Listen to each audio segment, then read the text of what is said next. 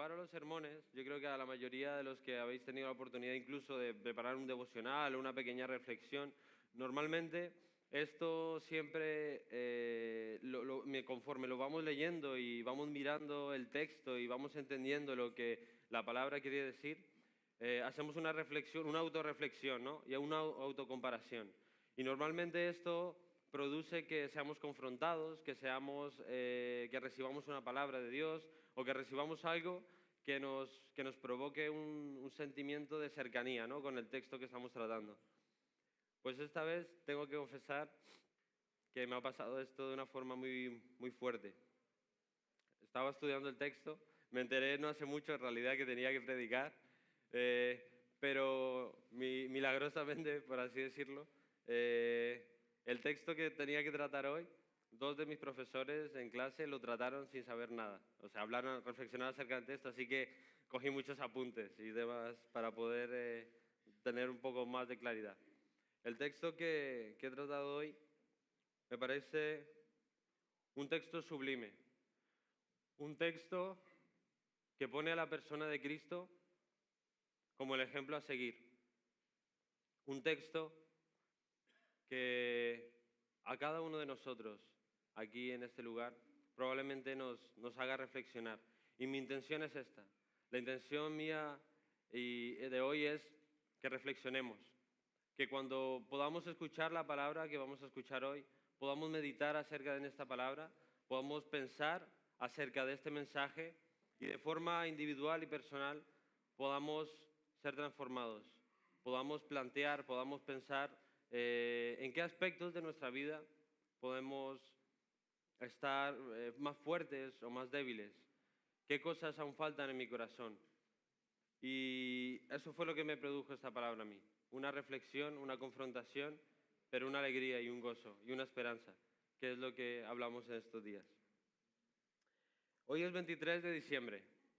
Mañana será el día de Nochebuena, donde todos podremos compartir, ¿no? Los motivos por los que la gente celebra esto pueden ser varios.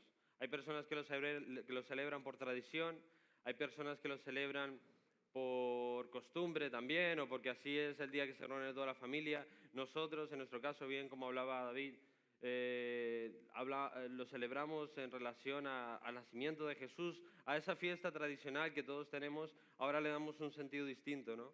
Y algo que hacemos, independientemente del motivo por el que festejemos, nos reunamos, hagamos una comida y una reunión, hay comida, o sea, hay una mesa en donde sentarnos, hay una cena. Independientemente de cuál sea el motivo. Hay una reunión en donde todos nos sentamos, en donde todos compartimos y, curiosamente, la gente que va a estar sentada con nosotros son personas cercanas, familiares, amigos, personas que queremos, personas que amamos, que nos reunimos con motivo de compartir juntos.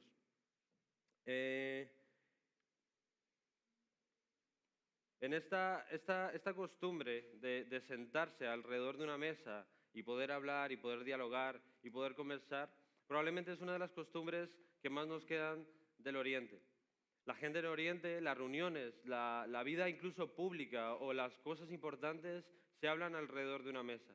Las cosas importantes pasan alrededor de una mesa.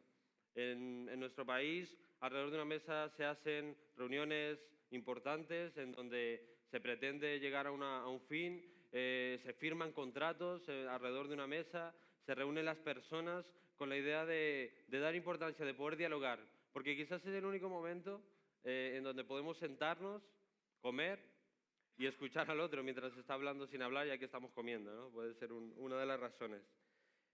Hoy el texto que vamos a tratar van a ser acerca de dos comidas. Dos comidas, una rodeada de enemigos y otra rodeada de amigos.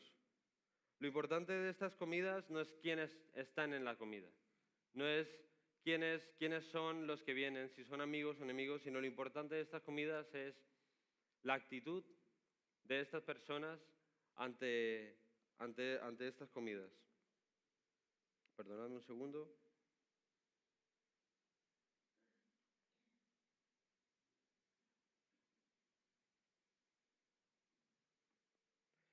Hoy hablaremos de dos características.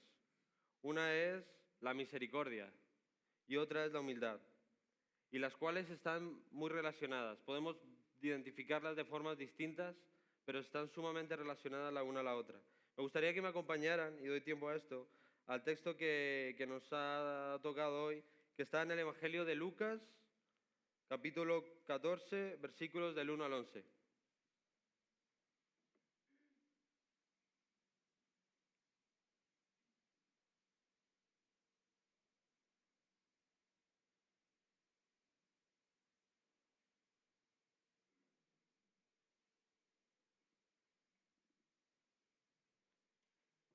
¿Lo tenemos?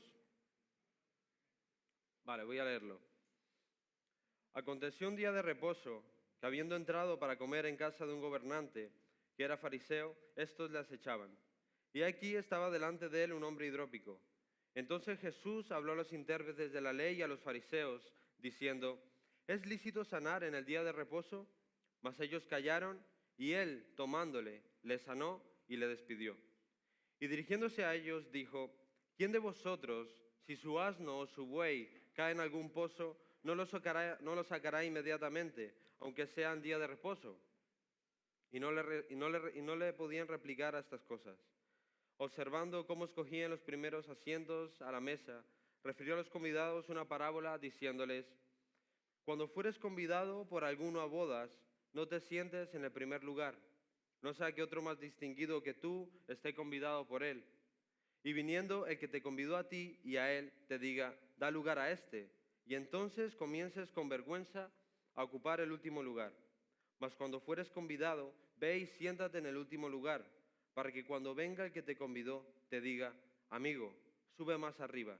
Entonces tendrás gloria delante de los que se sientan contigo a la mesa, porque cualquiera que se enaltece será humillado, y el que se humilla será enaltecido. Señor, te damos gracias por tu palabra, te damos gracias porque tu mensaje es vivo para nosotros hoy. Te ruego, Dios, que hoy nos hables, que hoy podamos ser transformados por las verdades que tú nos has dejado. Que esta palabra, Señor, que trataremos hoy, sea una palabra de verdad hecha en nuestros corazones y que podamos salir de aquí, Señor, con una esperanza de cambio, con una esperanza de ser algo distinto y una esperanza de ser hechos a tu imagen y semejanza, más cerca de ti, Señor. Gracias, Señor, en el nombre de Jesús. Amén.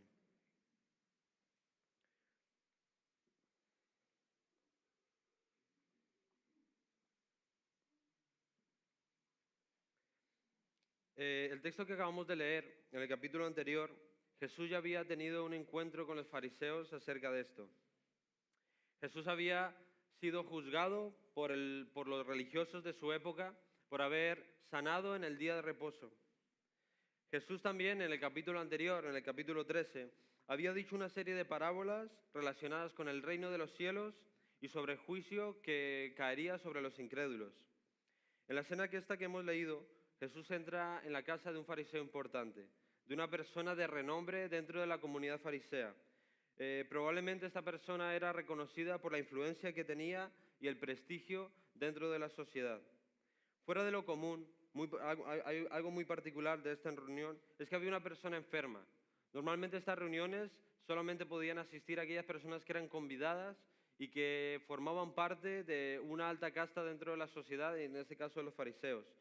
Pero en este caso encontramos una persona enferma, una persona despreciada dentro del contexto de aquel entonces. En este caso no se le da un nombre específico a este hombre, sino que se le reconoce por la enfermedad que él tiene. Y era un hombre hidrópico, era hidropesia, que era la acumulación de líquido en su cuerpo que provocaba que hubiera una hinchazón y un agrietamiento de su piel. Le hacían unas llagas muy fuertes, retenía muchísimo líquido y era una persona que a los ojos de la sociedad de aquel entonces era visible darse cuenta de que realmente estaba enfermo. Esta enfermedad era visible para toda la comunidad de aquel entonces, pero también era aún más visible para aquellos fariseos que consideraban que aquella persona era un pecador. Ellos tenían en su mente que aquellos castigos divinos, que la gente pobre, que aquellos que estaban enfermos y convalecientes eran porque habían cometido algún pecado. Y esto lo sabemos por algunos otros textos en donde, por ejemplo, hacen referencia a que un pecado concreto o la enfermedad de una persona está ligada a un pecado. Eh, Ante el panorama en el que se presenta la escena que acabamos de leer, se duda mucho de que exista una casualidad, de que este hombre, de que primero Jesús haya sido convidado por los fariseos porque simplemente querían formar parte e invitarle y tener una buena acción con él, y segundo, que este hombre enfermo estuviera delante de Jesús y estuviera en esta reunión tan selecta. A los maestros, detrás de esta idea había una intencionalidad. Estos maestros de la ley, estos que creían tener y poseer la verdad absoluta acerca de lo que era Dios, estos que sabían discernir en cuál era la voluntad divina de Dios, estos que tenían un criterio propio y personal acerca de lo que era bueno y de lo que era malo, de lo que tenía que hacer y lo que no se tenía que hacer. Aquellos que se consideraban que eran los proveedores y los administradores de las riquezas de Dios, los fariseos, los maestros de la ley, los que no tenían ningún error, los que eran capaces de decir lo que era bueno y lo que era malo, y lo que era pecado y lo que no, y se sentían en la posición de juzgarlo. Estas personas tenían una intencionalidad detrás. Jesús les pregunta, ¿es lícito sanar en el día de reposo? La pregunta de Jesús puede parecer obvia para nosotros, pero tenemos que entender que para ellos, tras sus ideas religiosas, lo que ellos pretendían eran tener una exigencia religiosa detrás. Ellos tenían un sistema de creencias. Ellos, por ejemplo, consideraban que en el día de reposo el hombre no podía cometer ningún acto que supusiera un trabajo para él, sino que era un día respetable y que no se podía hacer nada, incluso, en este caso, mostrar misericordia para que un hombre convaleciente. Estas interpretaciones acerca de lo que tenían o no que hacer eran simplemente estudios o interpretaciones que habían hecho rabinos, estos maestros de la ley, acerca de la Escritura.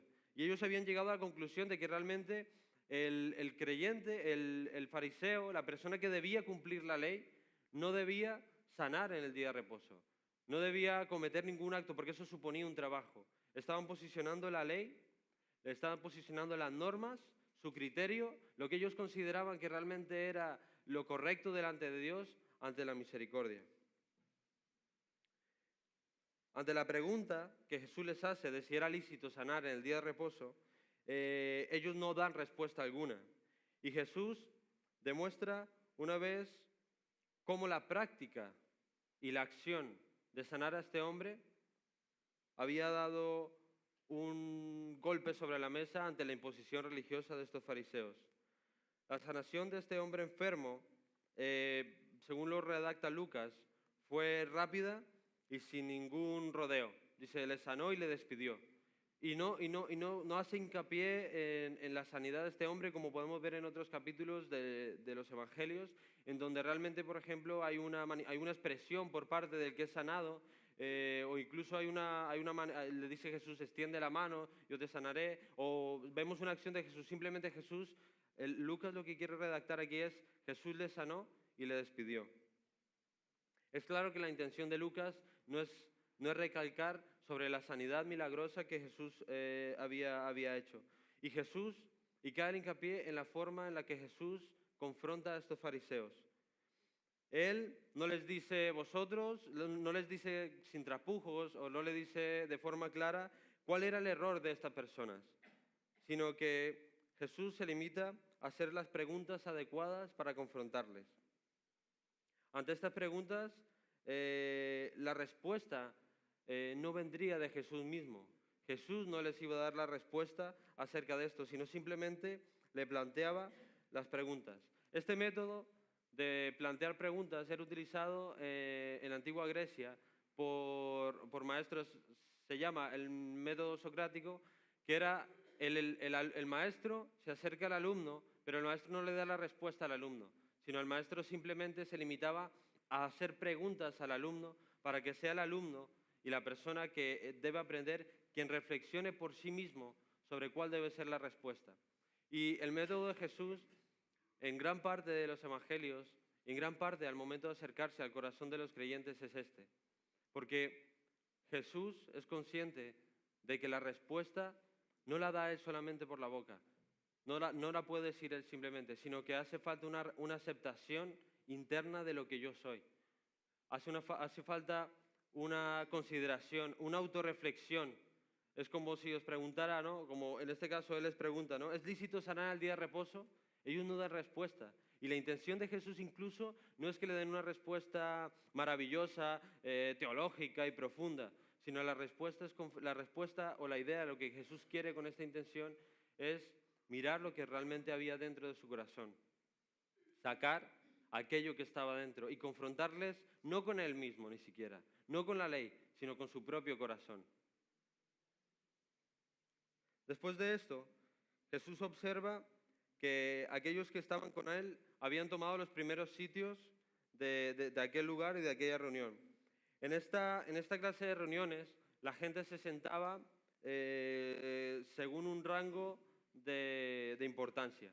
Estaba el anfitrión, aquella persona que había organizado este lugar, aquella persona que había organizado esta fiesta o esta reunión o este coloquio. Y luego, según se sentaban más cerca de él, eran las personas de gran importancia. La actitud de Jesús ante esta muestra orgullosa de los fariseos de pelearse por los primeros puestos, con el deseo de sentirse importantes y de que ellos fueran conscientes de la importancia y lo bueno que era que ellos estuvieran ahí, les habla con una parábola. Y la parábola es un recurso literario que tiene una intención didáctica de dar una enseñanza, de instruir, y normalmente la parábola tiene la intencionalidad de enseñar cuestiones morales. Es como una moraleja, ¿no? Un cuento que tiene un desarrollo donde hay incluso seres ficticios que no son reales o seres que toman ciertos significados concretos o objetos que al final de esta historia tiene una reflexión moral. En este caso Jesús usa este método, esta parábola, para darles una enseñanza a los fariseos, para por medio de la actitud que ellos tenían, enseñarles e instruirles. Ahora bien, en este texto que estamos tratando hoy, encontramos dos escenas distintas, las cuales se desarrollan en un mismo escenario, en un mismo momento. Por un lado tenemos la divina sanidad de este hombre enfermo que había sido presentado delante de Jesús, y por otro lado tenemos la parábola de Jesús que le había dado a los fariseos. A primera vista parece que no hay una relación entre sí, entre estas dos historias, pero realmente sí que existe un punto de unión y una enseñanza. Os pido que tengáis paciencia conmigo esta vez. He querido hablar acerca mucho del contexto y de la enseñanza, porque creo que hay cosas muy ricas que iremos viendo alrededor del texto. Voy a leer los primeros 6 versículos de nuevo para refrescarnos un poco.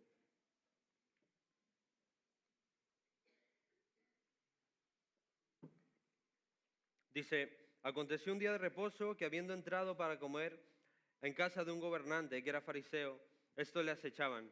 Y aquí que delante de él un hombre hidrópico. Entonces Jesús habló a los intérpretes de la ley y a los fariseos diciendo: ¿es lícito sanar en el día de reposo? Mas ellos callaron. Y él tomándole, le sanó y le despidió. Y dirigiéndose a ellos dijo: ¿quién de vosotros, si su asno o su buey cae en algún pozo, no lo sacará inmediatamente, aunque sea el día de reposo? Y no le podían responder a estas cosas. En esta primera escena, Jesús es invitado a la casa de uno de los hombres más importantes de la ciudad. Jesús Normalmente, en las reuniones o en los lugares públicos donde él frecuentaba, estaba rodeado de las personas más rechazadas de la sociedad, de aquellos que, por ejemplo, eran considerados publicanos, que eran las personas más despreciables de aquella época por su trabajo. También estaba rodeado le consideraban, ¿no?, amigo de pecadores. Y eran aquellos enfermos, aquellos que los fariseos consideraban impuros, con los que se reunía Jesús. Incluso eran con esta clase de personas con las que Jesús se sentaba a comer, y de esto, como dije antes, le acusaron. El texto dice que estos le acechaban. Lo más seguro es que la fama que había tomado Jesús en aquel entonces por todas las acciones que hacía había provocado una revolución dentro de las ideas generales de aquella época. Jesucristo se había levantado como un revolucionario que movía masas, como una persona de repercusión pública. La fama de Jesús entre los fariseos no era la mejor, de manera que probablemente había sido convidado a esta reunión con una intencionalidad, como decía antes, y que buscaban de Jesús, como lo habían tratado en otras ocasiones, de encontrar un fallo en él. Le habían convidado a Jesús a esta reunión y decían que le acechaban. La intencionalidad de ellos no era pura, no era buena, no era simplemente de compartir con ellos, sino la intencionalidad de ellos era de ver si había algo en Jesús que pudieran replicarle.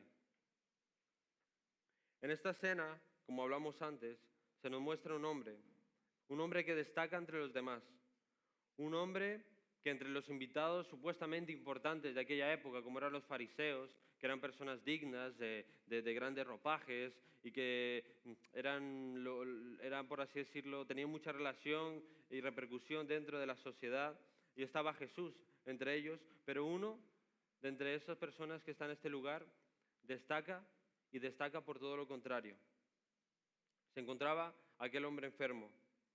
Este hombre probablemente tampoco había llegado allí por casualidad. Este hombre había sido puesto en este lugar con una intencionalidad, y probablemente al ser el día de reposo, los fariseos habían querido provocar en Jesús y sabían cuál era la acción de Jesús frente a las personas enfermas y querían persuadirle en este caso. Este hombre había sido puesto allí con la intencionalidad de hacer caer en Jesús según ellos y según las normas que ellos pretendían considerar divinas y correctas, usándole como un señuelo, como un objeto.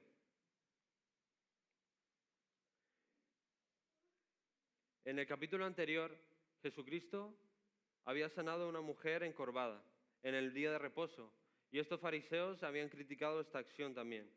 Imaginaos a Jesús.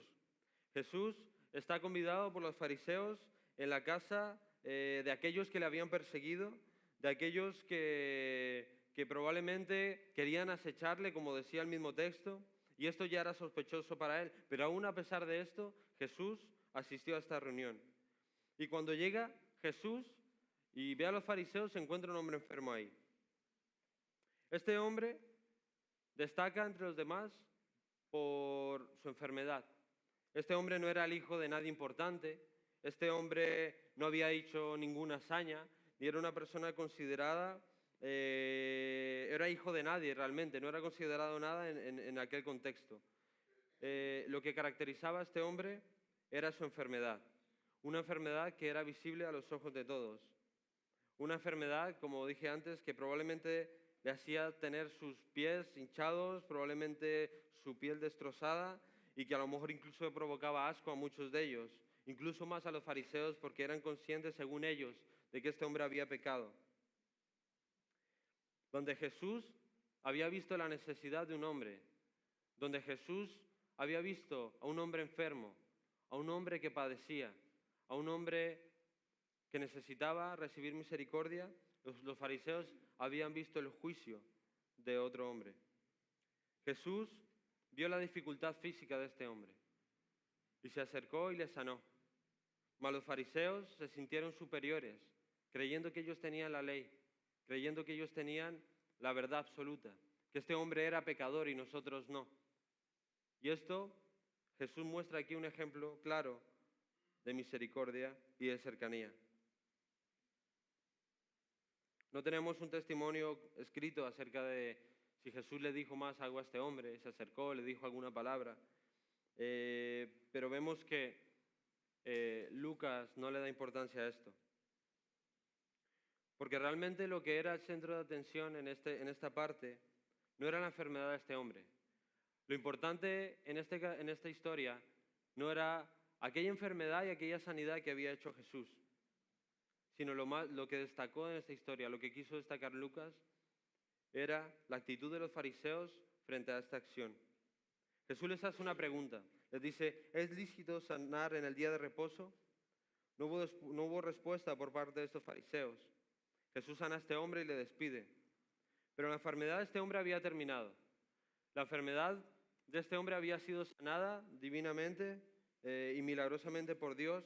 Y Jesús una vez más había mostrado el poder sobrepasando todos los límites de la lógica. Este hombre se había marchado probablemente y había salido feliz porque ya no tenía esta enfermedad. Pero algo se había quedado en ese lugar.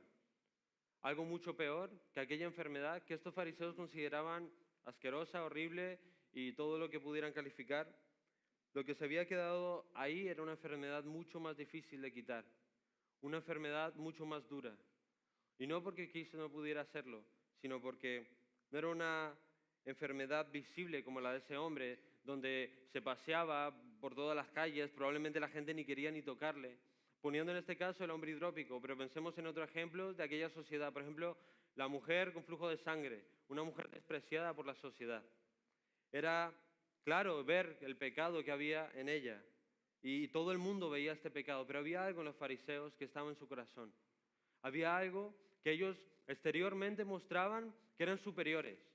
Exteriormente mostraban que estaban en un nivel muy alto. Estaban por encima de aquellos que estaban arrastrándose por el suelo, de aquellas personas enfermas, de aquellos gentiles, de aquellos paganos que estaban fuera de Dios.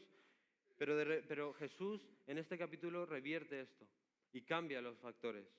El hombre hidrópico es sanado y pasa fuera de escena. Y ahora se queda ahí la verdadera enfermedad, que era el corazón de los fariseos. El corazón, un corazón orgulloso, una enfermedad oculta en el corazón que era muy difícil de arrancar. Una enfermedad que nadie veía, una enfermedad que a los ojos de los hombres veían como personas bendecidas, como personas que realmente eran capaces de administrar a Dios, las personas de Dios. Pero había en su corazón un pecado oculto, un pecado orgulloso, de creer tener la pretensión de estar por encima de los demás. Ellos se creían los administradores de estas verdades, los de la verdad, los sanos, los bendecidos, los que Dios les había dado la potestad de gobernar sus leyes y los que decían lo que sí era y lo que no era. Pero no habían podido ser sanados por el orgullo tan grande que había en su corazón. Ante el silencio de estos fariseos, Jesús ocupa este silencio para hacer una segunda pregunta. Dice, ¿quién de vosotros, si su asno o su buey cae en algún pozo, no le sanará inmediatamente, aunque sea en el día de reposo? De nuevo Jesús no da una respuesta concreta ni clara a la actitud de ellos. Jesús no les señala y les dice, mirad lo que está ahí en vuestro corazón, sino que les lleva a una autorreflexión, a considerar qué había en el corazón de ellos. Esta clase de normas solamente las cumplían una serie de facciones más radicales dentro del judaísmo. Algunas comunidades, por ejemplo, consideraban que si tu asno o tu buey caía en un pozo o en una cisterna, no podías sacarle. Jesús les pone un ejemplo muy cotidiano para que ellos pudieran entender y comprender la gravedad de lo que estaba pasando en ellos. Cualquiera persona normal de aquella época que se le cayera su asno o su buey, ya que era su medio de transporte y su medio de trabajo, araban la tierra, era vital, era para ellos poder sobrevivir. Cualquier persona en sus cabales, incluso algunos religiosos de estos, huirían a sacar aquel asno o aquel buey del pozo, siendo conscientes de la importancia que tenía para ellos. Si estas personas eran conscientes de este valor que tiene un asno y un buey, ¿cuánto más tiene el valor la vida de un ser humano? De esta manera, Jesús habló a sus corazones, diciéndoles que habían infravalorado la posición de aquel hombre, que habían antepuesto el cumplimiento de la supuesta ley que ellos creían que debía cumplirse ante la misericordia y la gracia de sanar a un hombre. Jesús les dice, si tu asno y tu buey, que es un animal con el que tú trabajas, cae en un pozo y eres capaz de trabajar, de hacer un esfuerzo, supuestamente incumpliendo o no la ley aquella, siendo consciente de que era una herramienta de trabajo, ¿cuánto más la vida de un ser humano? ¿Cuánto más la sanidad de una persona? Ellos habían puesto la ley, en este caso, era un hombre enfermo, un hombre pecador, habían puesto sus leyes, no puede sanarle el día de reposo. Pero ¿qué era sanar? ¿Qué era sanar a este hombre? Era algo bueno, era quitarle su enfermedad. Pero ellos habían puesto, una vez más, las leyes sobre esto. La religiosidad de estos fariseos había impedido mostrar la misericordia divina. Los preceptos y los mandamientos que tenían habían trastornado el verdadero sentido de la ley, la verdadera esencia de las normas divinas, convirtiéndole en un cumplimiento de normas estrictas en las que quien las cumplía podía sentirse mejor. Aquel que cumplía las normas de Dios podía subirse en un lugar superior. Decía, este no la cumple, yo sí la cumplo. Ellos se habían levantado sobre esto, considerando que tenían un nivel superior, pero realmente habían olvidado el sentido de la ley, que no era el cumplimiento, que no era simplemente el cumplimiento de una serie de normas, sino se trataba de una acción del corazón, de una acción que estaba en ellos, que no estaba en ellos, una acción que repercutía más allá de cumplo esto sí, esto no, sino era el sentimiento que había puesto en ellos. Habían llegado a tal punto de considerar las leyes, de que les importaba si este hombre estuviera enfermo. ¿Qué más da si está enfermo? Está incumpliendo la ley. Pero Dios le quiere sanar. Dios le está sanando. Dios quiere mostrar gracia y misericordia para con este hombre. Habían olvidado el gran mandamiento y el verdadero corazón de la ley, que es, amarás al Señor tu Dios con todo tu corazón y con toda tu alma y con toda tu mente. Este es el primero y grande mandamiento. Y el segundo es semejante. El segundo es semejante. Amarás a tu prójimo como a ti mismo. Y de estos dos mandamientos depende toda la ley y los profetas. Estos mandamientos, esta ley y los profetas no dependía de sanar el día de reposo, de cumplir las normas que ellos habían considerado, sino de amar a Dios con todo tu corazón y a tu prójimo como a ti mismo. Conforme Jesús sanaba a este hombre enfermo, conforme Jesús se acercaba a esta persona, era capaz de amar a Dios sobre todas las cosas y a su prójimo como a sí mismo. Sanaba al hombre, glorificaba a Dios y amaba a su prójimo. La ansia de querer justificarse ellos bajo su propio mérito les había hecho enfermos. No habían podido discernir entre lo bueno y lo malo, entre la misericordia y el pecado. Cumplió Jesús verdaderamente la ley cuando sanó a aquel hombre. La palabra misericordia está compuesta por dos términos en latín. Uno es miser, que significa miserable o desdichado, y otro es cordis, que significa corazón. Y la palabra lo que quiere decir misericordia es la capacidad que tiene el hombre de sentir la desdicha de los demás, acercar mi corazón a la miseria humana. Los fariseos no tenían misericordia, porque los fariseos habían puesto su corazón sobre la ley y habían puesto la vida de aquel hombre y estaban muy distantes a él. Jesús mostró misericordia conforme vio la miseria de aquel hombre, cogió su corazón y acercó su corazón a la miseria de este hombre. Se hizo cercano a la debilidad humana y esto lo vemos en su sacrificio hacia nosotros. Este es el mensaje de verdad. Jesús se acercó a aquel hombre que probablemente muchos de ellos no hubieran tocado ni se hubieran acercado. Jesús permitió que pecadores le tocaran. Jesús acercó su corazón, misericordia. Se acercó su corazón a la miseria humana. La segunda parte del texto, lo leo rápidamente, dice, observando cómo escogían los primeros asientos a la mesa, refirió a los convidados una parábola diciéndoles, cuando fueres convidado por alguna boda, no te sientes en el primer lugar, no sea que cuando otro más distinguido que tú esté convidado por él y viniendo el que te convidó a ti y a él te diga, da lugar a este y entonces comiences con vergüenza a ocupar el último lugar. Mas cuando fueres convidado, ve y siéntate en el último lugar, para que cuando venga el que te convidó, te diga, amigo, sube más arriba. Entonces tendrás gloria delante de los que se sientan contigo a la mesa, porque cualquiera que se enaltece será humillado, y el que se humilla será enaltecido.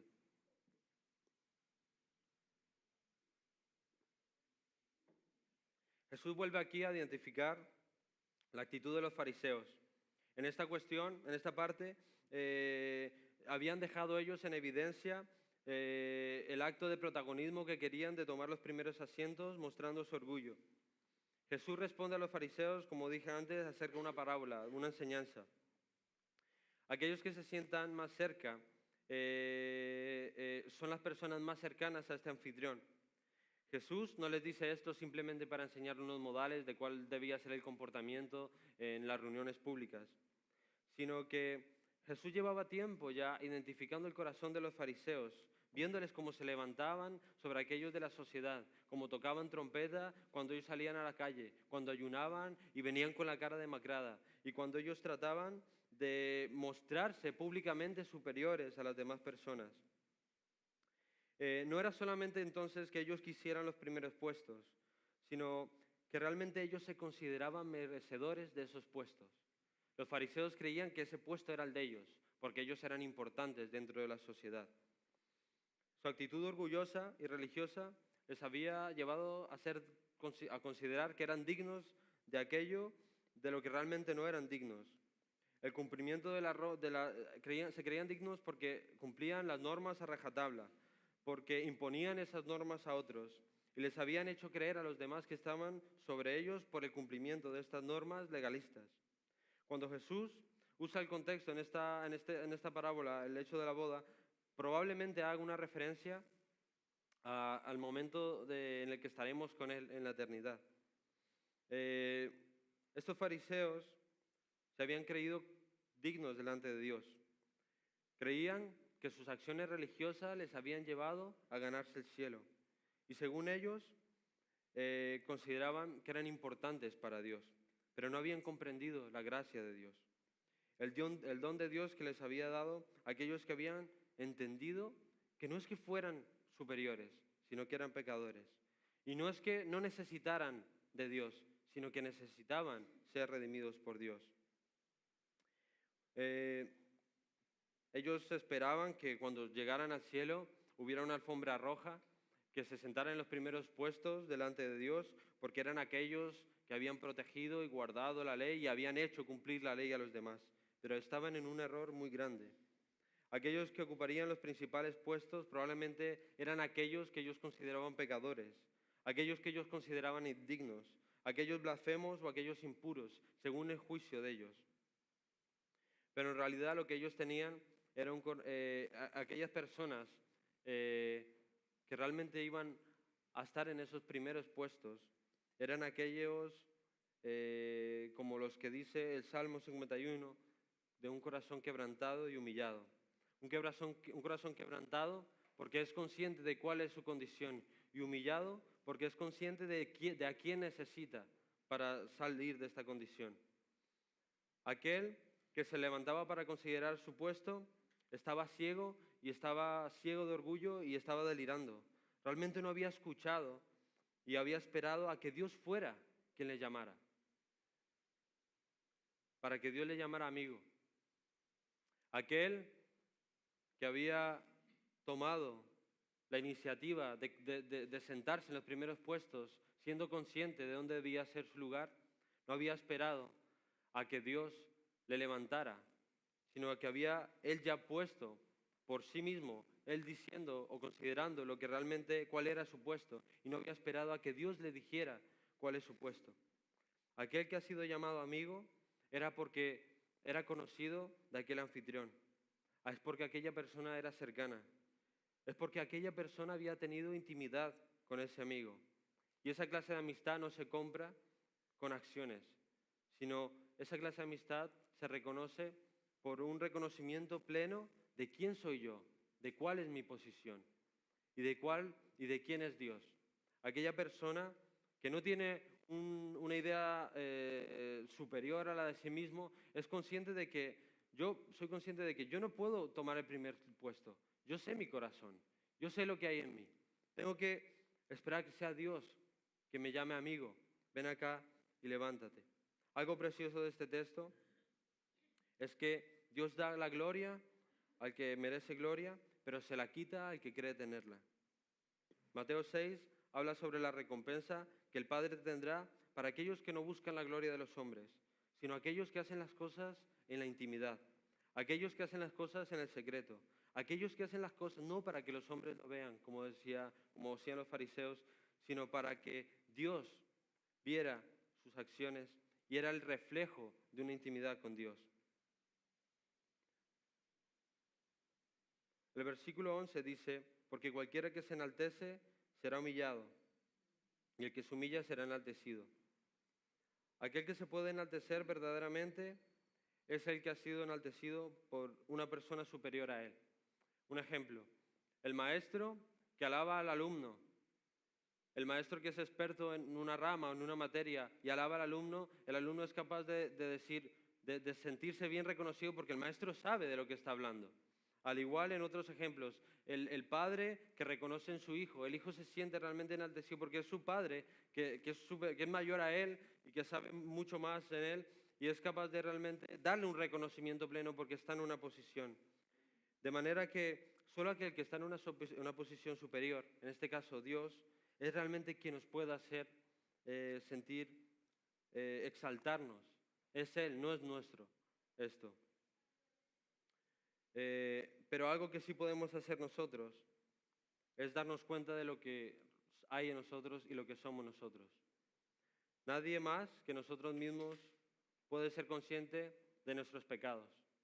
Yo estoy aquí, probablemente incluso las personas más cercanas en mi entorno sabrán cuál es mi carácter, cuáles son mis debilidades, cuáles son mis luchas, pero aún con todo eso no podrían hacer un juicio claro y completo de quién soy yo, sino que soy yo mismo el que realmente debo ser consciente de quién soy y dónde estoy.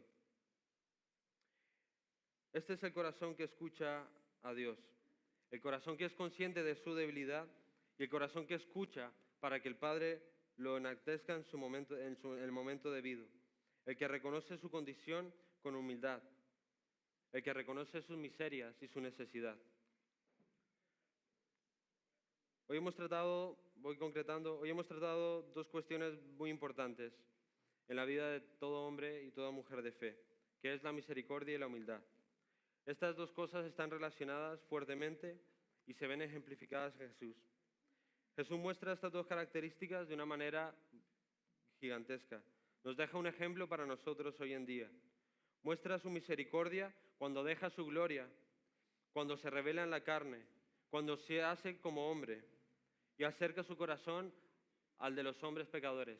Sale de aquella idea de Dios está allí en los cielos y es lejano al ser humano, se hace como el hombre, conoce la miseria del hombre, se salpica con la miseria del hombre, participa de la miseria del hombre y muestra misericordia. Misericordia. El corazón de Dios acercándose al hombre. Acercándose al hombre también como aquel hombre hidrópico y tratando aún más la mayor enfermedad nuestra, el corazón, nuestro propio corazón, pagando Él por nosotros. Asimismo, este ejemplo nos lo deja Jesús. Jesús se sentó en el último lugar, pudiendo y teniendo el derecho de coger el primer puesto. Siendo el Hijo de Dios, no lo estimó para nada, sino que tomó el último lugar para que el Padre ahora le levante y le diga, ven aquí, hijo mío, que en ti me complazco. Me gustaría, para ir terminando, hablar acerca de algunos principios que nos ha dejado quizá el texto de hoy. Y es, uno, no permitamos que nuestro corazón esté lejos de aquellos de los que sufren. Cualquier clase de sufrimiento, sea físico, sea emocional, independientemente de quiénes sean estas personas. Pueden ser hermanos, pueden ser personas ajenas a nosotros, pueden ser familiares, cualquier persona. Y que podamos no tener como el corazón que tenían los fariseos, que estaba lejano a Él, sino tener un corazón cercano a la miseria del hombre. La misericordia es acercar nuestro corazón a la debilidad del que sufre, teniendo a Jesús como ejemplo. La humildad es saber quiénes somos, quiénes son los demás, quiénes son las personas que están a su alrededor, reconociendo sus más profundas necesidades y también sus virtudes. La humildad también es saber quiénes somos nosotros realmente. Y si realmente sabemos quiénes somos, no tendremos una idea equivocada de lo que realmente somos. La humildad es permitir que sea Dios quien nos dé la identidad, que sea Dios quien nos llame amigos, y no imponerla a nosotros como pretendiendo querer ser algo que no somos realmente, ya que Él es quien nos debe llamar. Quizás en estos días de reuniones y de fiestas tengan la oportunidad de llevar a la práctica esto que hemos hablado hoy. Quizás en la comida que tendremos en estos días encuentres personas como aquel hombre hidrópico. Aquellas personas quizás que tú ves y que dices, algo falta en él, algo falta, algo necesita. Quizás incluso tú seas ese hombre hidrópico. Quizás sea tú esa persona que necesita algo, ya sea físico, ya sea personal, pero que podamos manifestar la misericordia de Dios. Quizás sea en tu trabajo también, quizás sea en tu familia o en cualquier contexto, que podamos nosotros tener un corazón cercano al del hombre, cercano no solamente a la debilidad de aquellos que nos rodean, sino cercano también a nuestra propia debilidad para entender de quién dependemos y de quién realmente necesitamos. Que podamos salgar de aquella zona de confort y podamos ir a donde probablemente más nos va a costar. Que podamos implicarnos con humildad, ensuciarnos las manos, mancharnos con la debilidad de los demás. A veces es difícil ver circunstancias en las personas que nos rodean y la primera acción es no querer formar parte de eso. Pero este no es el mensaje de Jesús. De esta manera poder incomodarnos y cumplir así la ley de Cristo, la ley del amor, mostrando una actitud humilde del que vive en servicio a los demás. Concluyo con esto. Si celebramos la Navidad, como bien dijo David, que era Dios con nosotros, si creemos que es el nacimiento de Jesús, permitamos que hoy Jesús nazca en nosotros, que nazca en nosotros en misericordia y en humildad, que Cristo sea en nosotros y que podamos morir a nuestra propia idea de justicia. Que sí, Dios con nosotros, cuando Dios vino a la tierra y murió y resucitó por nuestros pecados. Pero ¿sabéis qué? Dios es Dios en nosotros. Dios vive en el creyente. Dios vive en nosotros por medio de estas acciones de misericordia y humildad y que realmente podamos mostrar este ejemplo y esta esperanza para aquellas personas que lo necesitan, para aquellas personas que anhelan o que desean encontrar un cambio, para aquellos enfermos, para aquellas personas, no solo enfermos físicamente, sino enfermos quizás del corazón, para aquellas personas que incluso nosotros podamos considerar, he aquí aquel pecador, he aquí aquella persona que peca, miradle, que podamos nosotros acercarnos en misericordia y en humildad, sabiendo quiénes somos, porque así fuimos, sabiendo de quién somos, porque somos de Él, y sabiendo que Él es en nosotros, y que Cristo en la tierra y Cristo en el corazón del creyente. Para terminar, voy a terminar en una breve oración y ya está.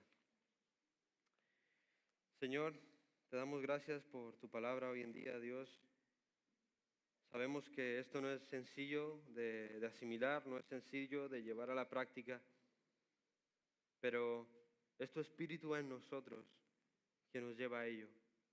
Señor, que la ley que tú nos has dejado la podamos cumplir en ti, una ley en misericordia, una ley en humildad, que podamos ver al otro como superior a nosotros, que podamos darnos en humildad y servicio, que no tengamos una idea de nosotros equivocada o superior a la que debemos tener, sino que realmente podamos darnos en amor sacrificial siguiendo tus pasos, que podamos incomodarnos, que podamos molestarnos, que podamos sufrir con el que sufre y llorar con el que llora, que podamos entender la miseria de aquel que no te ha conocido y poder acercarnos en misericordia y en amor. No solamente predicando tu evangelio y tu mensaje de salvación, sino pudiendo quizás dar un abrazo, quizás dando una palabra de ánimo, quizás escuchando un problema, y que podamos salpicarnos, Señor, y salir de nuestra zona de confort y humillarnos delante de ti y gozarnos y glorificarte. En el nombre de Jesús, amén.